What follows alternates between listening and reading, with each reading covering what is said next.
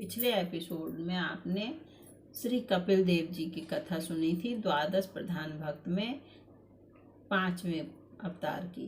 अब मैं आपको द्वादश प्रधान भक्त में श्री छठे अवतार की श्री मनु जी की कथा सुनाऊंगी। छोटी छोटी कथाएं हैं, आप प्लीज़ सुनिए, आपको भी ज्ञान होगा और बहुत सुंदर सुंदर कथाएं हैं।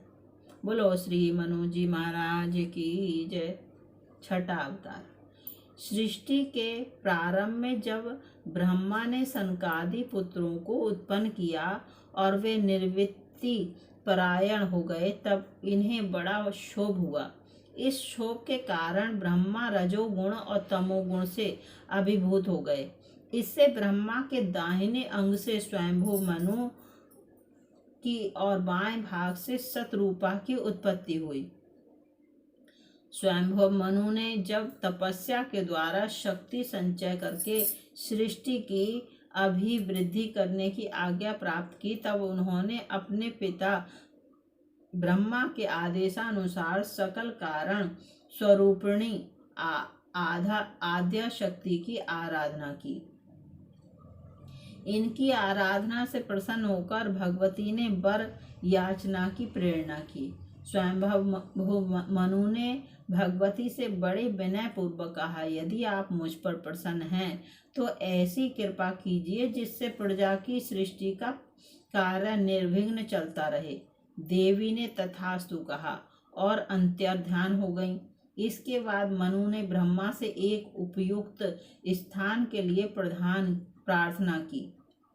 ब्रह्मा ने मनु को भगवान विष्णु की शरण लेने का उपदेश किया। इसी समय भगवान 12 रूप धारण करके ब्रह्मा की नासिका से निकल पड़े और थोड़े ही समय में बड़ा विशाल रूप धारण करके भीषण गर्जना करने लगे। उस समय सभी देव दानव ऋषि मुनि और उनकी महिमा का गायन करने लगे। उनकी स्तुति से प्रसन्न होकर भगवान ने जलमग्न पृथ्वी का उद्धार और उसकी स्थापना की। स्वयंभव मनु पृथ्वी पर रहकर सृष्टि कार्य करने लगे। पहले उनके प्रिय व्रत उत्तानपाद नाम के 2 तेजस्वी पुत्र एवं आकुति, देवहूति और प्रसूति नाम की 3 कन्याएं हों। उत्तानपाद से ध्रुव जैसे भगवत भक्त प्रकट हुए और इनकी देवहूति नाम की कन्या से स्वयं भगवान ने कपिल रूप में अवतार ग्रहण किया। भगवान के आज्ञानुसार राज्य करते हुए इन्होंने भृगु आदि ऋषियों को व्याज बनाकर अनेक प्रकार के धर्मों और नीतियों का प्रचार किया तथा संपूर्ण मानव जाति के लिए एक ऐसी सुंदर व्यवस्था की जिसके द्वारा अपने अपने अधिकार अनुसार सब भगवान को प्राप्त कर सकें। अंत में इनके मन में यह बात आई कि घर में रहकर विषयों को भोगते भोगते बुढ़ापा आ गया, किंतु इन विषयों से वैराग्य नहीं हुआ। भगवान के भजन बिना जीवन का यह अमूल्य समय तो यूं ही बीत गया। यह सोचकर उन्हें बड़ा दुख हुआ। यद्यपि पुत्रों ने उन्हें घर में रहकर राज्य करते रहने का बड़ा आग्रह किया, फिर भी उनके विरक्त हृदय ने पुत्रों की एक भी न मानी। अंततः पुत्रों को राज्य देकर वे अपनी पत्नी शतरूपा के साथ घर से निकल पड़े। नैमिषारण्य में जाकर इन्होंने ऋषि मुनियों का सत्संग प्राप्त करके समस्त तीर्थों में स्नान किया, देवताओं के दर्शन किए और फिर बलकल वस्त्र पहनकर हविष्य भोजन करते हुए शरीर की और संसार की परवाह छोड़कर 12 अक्षर मंत्र का सप्रेम जप करते हुए भगवान के चिंतन में लग गए। उनके मन में एकमात्र यही अभिलाषा थी कि इन्हीं आंखों से भगवान के दर्शन हों। इस तरह बड़ी कठोर तपस्या करते करते हजारों वर्ष बीत गए। इस बीच में कई बार ब्रह्मा, विष्णु, महेश इनके पास आए और इन्हें वर देने बड़े बड़े प्रलोभन दिए, परंतु ये तनिक भी विचलित नहीं हुए। शरीर सूखकर कांटा हो गया, केवल हड्डी ही हड्डी अवशेष रह गई, परंतु इनके मन में तनिक भी व्यथा का अनुभव नहीं हुआ। महाराज स्वयंभू मनु और शतरूपा की इस अनन्य तपस्या को देखकर बड़ी ही गंभीर और भगवत कृपापूर्ण आकाशवाणी हुई कि तुम्हारी जो इच्छा हो वह वर मांग लो। भगवान की यह अमृत भरी वाणी सुनकर उनका शरीर सर्वांग सुंदर और हृदय हष्ट पुष्ट हो गया। सारा शरीर पुलकित हो गया, हृदय प्रेम से भर गया और उन्होंने दंडवत करके भगवान से प्रार्थना की, प्रभु आप बड़े भक्त वत्सल हैं। ब्रह्मा, शंकर और विष्णु भी आपकी चरण धूलि की वंदना करते हैं। यदि आप मुझ पर सचमुच प्रसन्न हैं तो आपका वह स्वरूप जो शिव के हृदय में निवास करता है, काकभुसुंडी जिसका ध्यान करते हैं और वेदों में जिसके सगुण होते हुए भी निर्गुण और निर्गुण होते हुए भी सगुण कहा गया है, वही स्वरूप हम अपनी इन्हीं आँखों से देखें। उनकी प्रेम से भरी बात भगवान को बड़ी प्रिय लगी और भगवान उनके सामने प्रकट हो गए। दंपति का ध्यान टूटा और उन्होंने भगवान श्री राम की ओर देखा। भला भगवान की उस रूप माधुरी का कोई क्या वर्णन कर सकता है।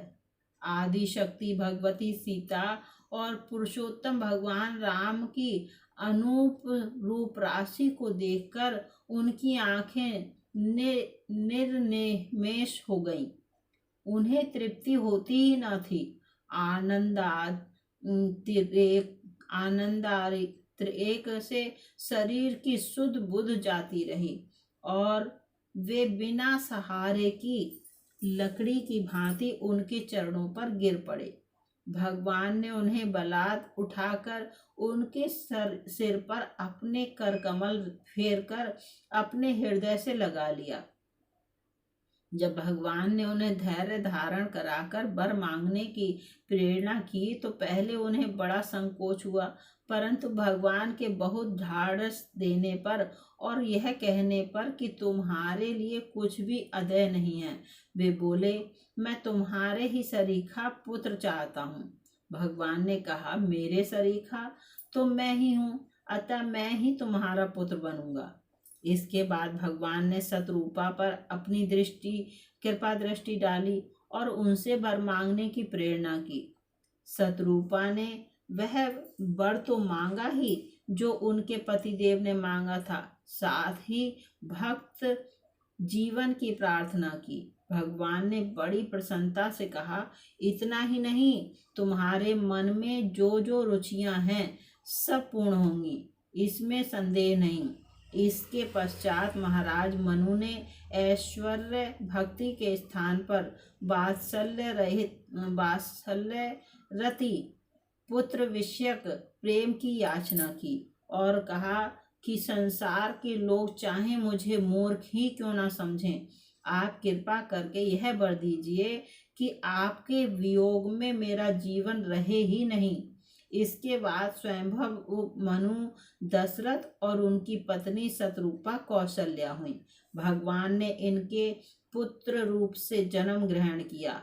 इन पुण्य श्लोक आदि राज स्वयंभव मनु एवं उनकी पत्नी शतरूपा का चरित्र बड़ा ही विस्तृत है। इसका पूर्ण अनुशीलन तो इतिहास पुराणों में ही हो सकता है, यहाँ तो केवल उनका स्मरण मात्र कर लिया गया है। श्री रामचरितमानस बालकांड में इनके तप का प्रसंग वर्णित है। बोलो श्री मनु जी महाराज की जय। बोलो सियापति रामचंद्र भगवान की जय।